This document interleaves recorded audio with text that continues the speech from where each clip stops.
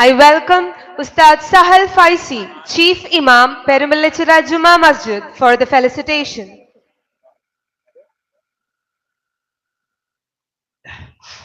السلام عليكم ورحمة الله وبركاته. بسم الله والحمد لله والصلاة والسلام على أشرف رسول الله وعلى آله الفائزين برضا الله أما بعد.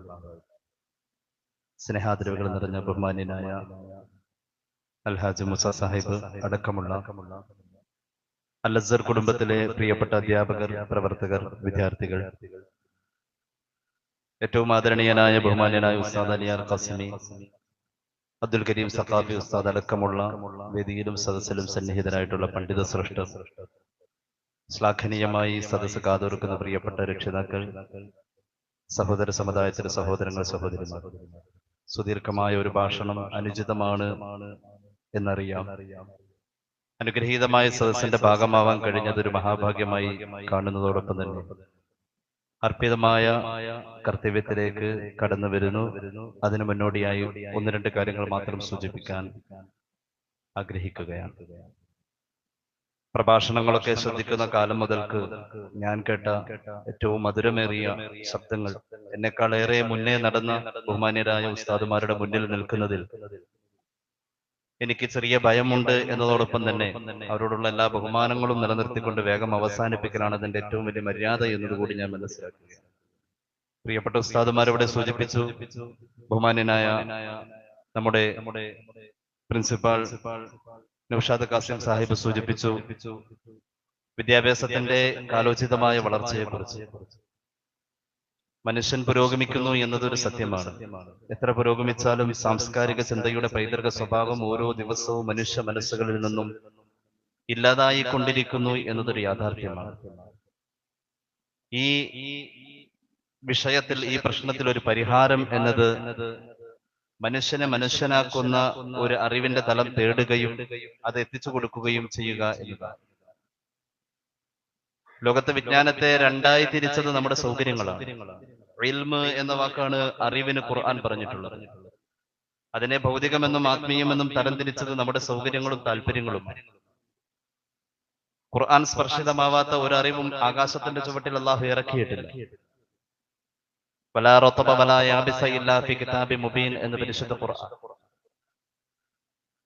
എല്ലാ ചലനാത്മകമായ കാര്യങ്ങളിലും നിശ്ചലമായ അവസ്ഥകളിലും നിർജീവമായതിലും എല്ലാത്തിലും മനുഷ്യന് അറിവ് പഠിക്കാനുള്ളത് അള്ളാഹു വെച്ചിട്ടുണ്ട് എന്നാണ് ഖുർആൻ പറഞ്ഞിട്ടുള്ളത്. ഖുർആന്റെ പഠനം ലോകത്ത് അനുസ്യൂതമായി നടന്നുകൊണ്ടിരിക്കുന്നുണ്ട്. അമേരിക്ക കേന്ദ്രീകരിച്ചുകൊണ്ട് പ്യൂ റിസർച്ച് സെന്ററിന്റെ വളരെ കൃത്യമായ പഠനം നമുക്ക് ഗൂഗിളിൽ അവൈലബിൾ ആണ്. ഖുർആനിന്റെ പഠനം സ്നേഹത്തെ പഠിപ്പിക്കലാണ്, സൗഹാർദ്ദത്തെ ചേർത്ത് നിർത്തലാണ്, സാഹോദര്യ ബന്ധത്തിന്റെ പ്രാധാന്യത്തെ ഊന്നി ഊന്നി പറയലാണ്. ഈ അർത്ഥത്തിൽ ഖുർആൻ ചർച്ച ചെയ്യപ്പെടുകയാണ്. ഇന്ത്യ മഹാരാജ്യത്തിന്റെ സ്വാതന്ത്ര്യത്തിന്റെ തൊട്ടടുത്ത ദിവസങ്ങളിൽ സ്വാതന്ത്ര്യ ദിനം ആഘോഷിക്കുന്നതിന്റെ ചൂട് മാറുന്നതിന് മുമ്പ് തന്നെ മഹാനായ പണ്ഡിറ്റ് ജവഹർലാൽ നെഹ്റു, ആ കാലഘട്ടത്തിന്റെ വിദ്യാഭ്യാസ മന്ത്രിയായിരുന്ന മൗലാന അബുൽ കലാം ആസാദിനെ സമീപിച്ചുകൊണ്ട് ഖുർആൻ പഠിക്കണമെന്ന മോഹം തുറന്നു പറയുന്ന ഒരു കൃതി വായിച്ചതായി ഓർക്കുന്നു. ഖുർആൻ പഠിക്കാൻ വേണ്ടി നെഹ്റുവിന് മൗലാന അബുൽ കലാം ആസാദ് ഖുർആനിന്റെ ഒരു ഇംഗ്ലീഷ് പരിഭാഷ കൊടുക്കുകയും പണ്ഡിറ്റ് ജവഹർലാൽ നെഹ്റു കാലങ്ങളോളം അത് വായിച്ചിട്ട് മൗലാനയെ സമീപിച്ചുകൊണ്ട് അത്ഭുതമൂറി ചോദിക്കുന്നുണ്ട്. ഒരുപാട് നന്മകളെ വിഭാവനം ചെയ്യുന്ന ആശയ തലങ്ങളിലൂടെ സഞ്ചരിക്കാൻ കഴിഞ്ഞു എന്നല്ലാതെ കൃത്യമായ ഒരു ശീർഷകത്തിൽ ഈ ഗ്രന്ഥത്തെ നിജപ്പെടുത്താൻ എനിക്ക് സാധിക്കുന്നില്ല എന്ന് പണ്ഡിറ്റ് ജവഹർലാൽ നെഹ്റു അദ്ദേഹത്തോട് ചോദിക്കുന്നുണ്ട്. Did you read? വായിച്ചോ? Yes, but I didn't understand the complete part of the Quran. Maulana replied, because the Quran is the sentence of the God. അവിടേക്ക് സമൂഹം എത്തണം. ഏതൊരു അറിവിന്റെ പിന്നിലും ഇതിന് ശക്തി കൊടുത്ത ഒരു തമ്പുരാൻ അറിയണം. ആൽബർട്ട് ഐൻസ്റ്റീനൊക്കെ ആ ഒരു ദിശയിലൂടെയാണ് സഞ്ചരിച്ചത്. ഒരുപാട് യാഥാർത്ഥ്യങ്ങളെ ഈ ലോകത്തിന് പരിചയപ്പെടുത്തിയ ആൽബർട്ട് ഐൻസ്റ്റീൻ അദ്ദേഹത്തെ സ്വാധീനിച്ച ആ പരോക്ഷ ശക്തിയെ കുറിച്ച് പറയുന്നുണ്ട്. ഒരു കോസ്മിക് റിലീജിയസ് ഫീലിംഗ്, ഒരു ബ്രഹ്മാണ്ഡ അനുഭൂതി. H2O പഠിച്ചോടുത്ത് ഹൈഡ്രജനും ഓക്സിജനും പെട്രോള് കത്തുന്ന പോലെ കത്തേണ്ട ഓക്സിജൻ ഒരാറ്റവും, വിറക് കത്തും പോലെ കത്തേണ്ട ഹൈഡ്രജൻ രണ്ടാറ്റവും സമഞ്ജസമായി സമന്വയിച്ചോടുത്തൊരു സ്ഫോടനത്തെ പ്രതീക്ഷിക്കുമ്പോ അതിന്റെ ഇടയിലെ ഒരു ബ്രഹ്മാണ്ഡ അനുഭൂതിയുടെ കെമിസ്ട്രി വേറെ ഉണ്ട്. ഒരു ആളിക്കത്തലിനെ അണച്ചു കളയുന്ന ഒരു ശക്തി ഈ വെള്ളത്തിൽ വെച്ച തമ്പുരാനെ.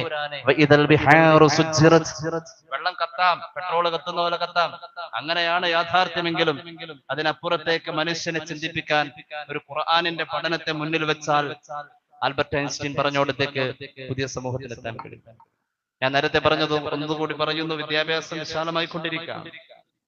ബഹുമാന്യനായ അലിയാർ കാസിമി പറഞ്ഞ പോലെ ധാർമ്മിക ബോധം നഷ്ടപ്പെടുന്ന തലത്തിൽ അറിവിനെ തേടുന്ന തലമുറയെ കാണുന്ന കാലം ലോക അവസാനത്തോട് ചേർന്ന് നിൽക്കുന്നു എന്നാണ് സയ്യിദുനാ റസൂലുള്ളാഹി. പാശ്ചാത്യ ലോകത്ത് ഏറ്റവും കൂടുതൽ കോളിളക്കം സൃഷ്ടിച്ച ഒരു ഗ്രന്ഥമാണ് the end of the world.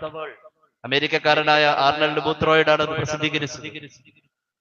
അദ്ദേഹം പറയുന്നതും ലോകം അവസാനത്തോട് ചേർന്ന് നിൽക്കുന്നു, അതിനൊരു സാധ്യതയെ വളരെയധികം ശക്തിയോടുകൂടി അദ്ദേഹം പ്രസ്താവിക്കുന്ന ആ ഗ്രന്ഥം യുക്തിവാദികളുടെ ഇടയിൽ വലിയ കോളിളക്കം സൃഷ്ടിച്ചതാണ്.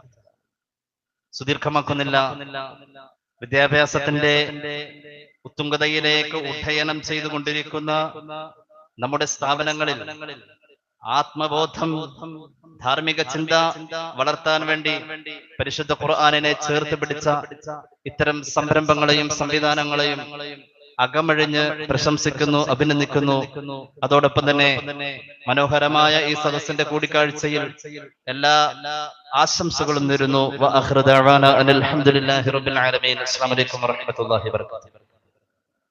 Thank you, Ustad, for your valuable words. Please join me in extending a warm welcome to VN Junaid Sakafi, General Secretary,